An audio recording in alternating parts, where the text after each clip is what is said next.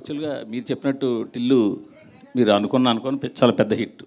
So రెండోది చేయడం అన్నది చాలా భయంతో కూడిన అవునండి ప్రయోగం.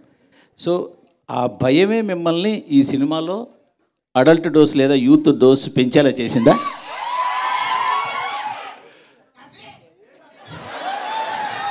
సార్ అలా కాదు సార్. ఇప్పుడు ప్రతి సినిమాకి ఒక నేచర్ ఉంటుంది sir. Firstly I strongly disagree with the phrases that you have used adult dose or youth dose. రెండు వాడా. ఏంటంటే ఇంకో డోస్ ఏంటండి? Youthful dose. Correct sir.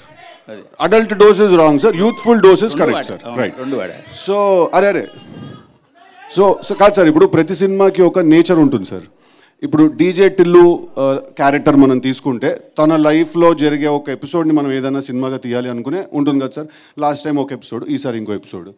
ఇప్పుడు డీజే టిల్లు అనేవాడు ఎలా బిహేవ్ చేస్తాడు, ఆ క్యారెక్టర్స్కి as a writer also for the film ఒక డిమాండ్ ఉంటుంది సార్ ఆ క్యారెక్టర్కి.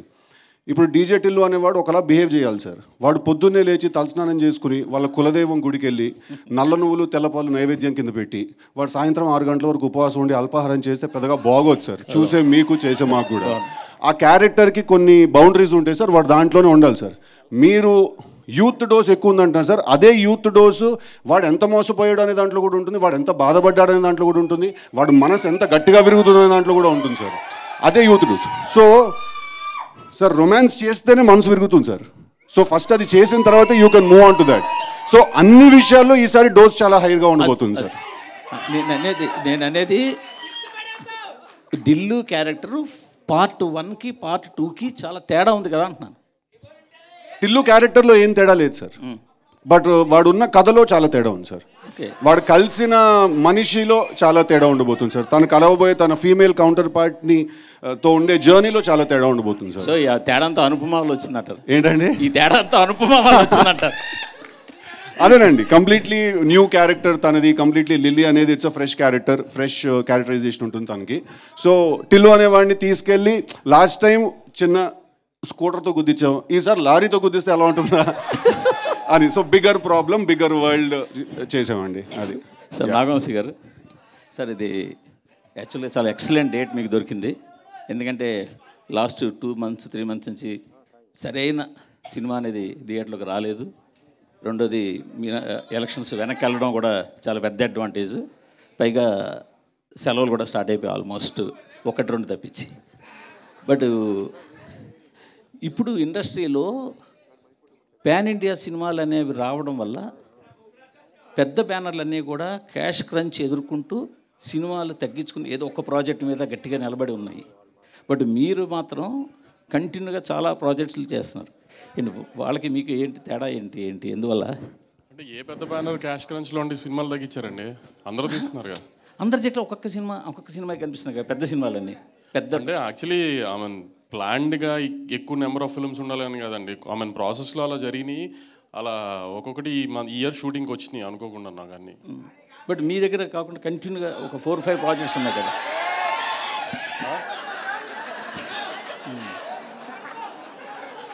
చెప్పండి. మీ దగ్గర 4-5 ప్రాజెక్ట్స్ ఉన్నాయి కదా. ఈ మిగతా ఏ బ్యానర్లోనూ అన్ని ప్రాజెక్టులు పైప్ లైన్లో ఉండొచ్చు కానీ ప్రొడక్షన్లో లేవు. అదే అంటున్నానండి, కొన్ని పైప్ లైన్లో ముందున్నవి సెట్కి టైంకి వచ్చినాయి కరెక్ట్గా నాకు మీరు అన్న టైంలో.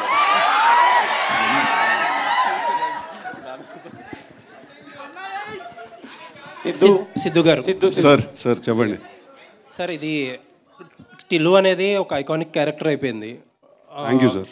ఓకే, సెకండ్ పార్ట్లో కూడా సేమ్ ప్రాబ్లం, సేమ్ క్యారెక్టరైజేషన్. మీరు అన్నదే ఒక అమ్మాయితో ఇబ్బంది పడతాడు, లాస్ట్కి ఏమవుతుంది అనేది ఫస్ట్ పార్ట్ లాగే సేమ్ స్టోరీ. సో ఒక క్యారెక్టర్ ఐకానిక్ క్యారెక్టర్గా ఎస్టాబ్లిష్ అయిపోయినప్పుడు ఆ కథ కూడా సేమ్ అయినప్పుడు ఛాలెంజెస్ చాలా ఎక్కువ ఉంటాయి దాన్ని ఎంటర్టైన్ చేయడానికి. అది కూడా అలాంటిది డైరెక్టర్ మారినప్పుడు ఆ డిఎన్ఏని ఎలా క్యాచ్ చేయగలడు కొత్త డైరెక్టర్?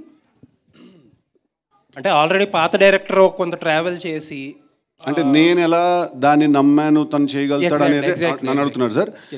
అంటే మేము ఈ సినిమా యాక్చువల్లీ అది మేము ప్లాన్ చేసుకుని ఈ సినిమా విమల్ చేయకూడదని లేదా ఒక వేరే డైరెక్టర్తో వెళ్ళాలని మేము అనుకోలేదు సార్.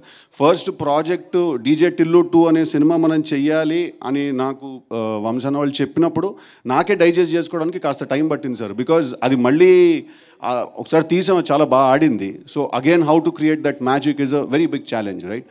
బట్ మేము ఆ డెసిషన్ తీసుకునే టైంకి విమల్ వేరే దగ్గర కమిట్మెంట్ ఇచ్చేసాడు that he's going to do a film for them.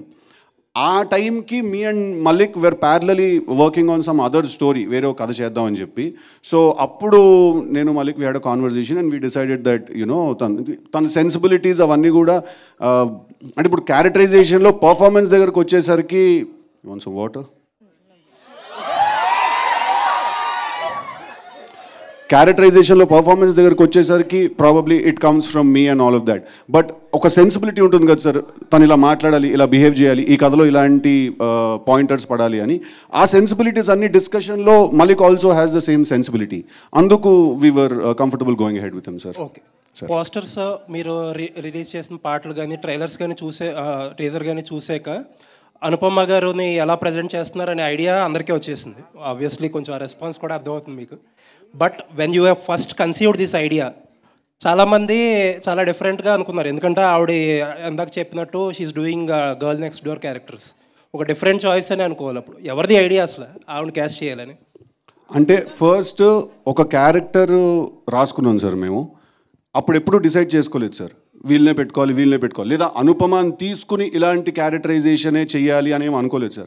మేము ఒక క్యారెక్టరైజేషన్ రాసుకున్నాం సార్. అదంతా రాసుకున్న తర్వాత ఆ క్యారెక్టరైజేషన్కి కొన్ని రిక్వైర్మెంట్స్ ఉన్నాయి. కాస్టింగ్ వైజ్ ఆలోచిస్తే ఎవరు ఈ సినిమాలో హీరోయిన్గా ఉండాలి అంటే డే వన్ నుంచి we are very clear that Anupama is suppose to be the girl in this film. So అలా తీసుకుని వీ కాస్టింగ్. ఎలా అనుకున్నారు? ఎందుకంటే ఆవిడ అప్పుడు దాకా చేసిన క్యారెక్టర్స్ అన్ని డిఫరెంట్. అంటే ఎవరికి వచ్చింది ఐడియా ఫస్ట్? మాకు అందరికి కాదు అరే ఆగురా భయ్, కాదు, మేము అందరం కూడా యాజ్ అ టీమ్, ప్రొడ్యూసర్ ఉంటారు సార్, డైరెక్టర్ ఉంటారు, మాకు చిన్నబాబు గారు ఉన్నారు, మేము అందరం ఉన్నాం as a team. We all thought Anupama suits the characterization perfectly. Sir ఇప్పుడు అనుపమ ముందెప్పుడు ఇలాంటి రోల్స్ చేయలేదు కాబట్టి అలా కొత్తగా చేయిద్దాం అని అనుకోలేదు సార్. సార్ ఇప్పుడు Anupama is an actress sir, she's a bloody good actress. That she's a bloody good actress అండి ఆ అమ్మాయి. మేము 3 పేజీల సీన్ లొకేషన్కి తీసుకెళ్ళి అక్కడ ఇంకో 3 రాసినా కూడా 5 నిమిషాలు మొత్తం పట్టేసుకుని చేసేస్తుంది sir. So when she's a good actor, తను ఇలాంటి రోల్సే చేయాలి, అలాంటి రోల్సే చేయాలి అనే కన్ఫైన్మెంట్ ఎప్పుడు మనం చేయకూడదు సార్, ఇంతే చేయాలని. She should do more roles, she should do more kind of characters. And like she said ఇందాక షీ వాంటెడ్ టు ఎక్స్ప్లోర్, తను కూడా అప్పుడు ఆ పాయింట్ ఆఫ్ టైంలో ఆ సేమ్ మైండ్ సెట్లో ఉంది. సో మేము వీవర్ లైక్ సార్ ఇప్పుడు ఆ రోల్లో అనుపమ కాకుండా ఇంకా వేరే ఏ హీరోయిన్ ఉన్నా కూడా అలాగే చేస్తాను సార్ సినిమా. ఎవరి కోసమో సినిమాని మార్చాను సార్, ఆ సినిమాకు ఒక రిక్వైర్మెంట్ ఉంటుంది సార్, నేను కూడా ఆ సినిమా కోసమే పనిచేస్తున్నాను sir. So you know we had to follow that. Vamsi garu sir I think he has one more question sir, తర్వాత I will come to you అండి.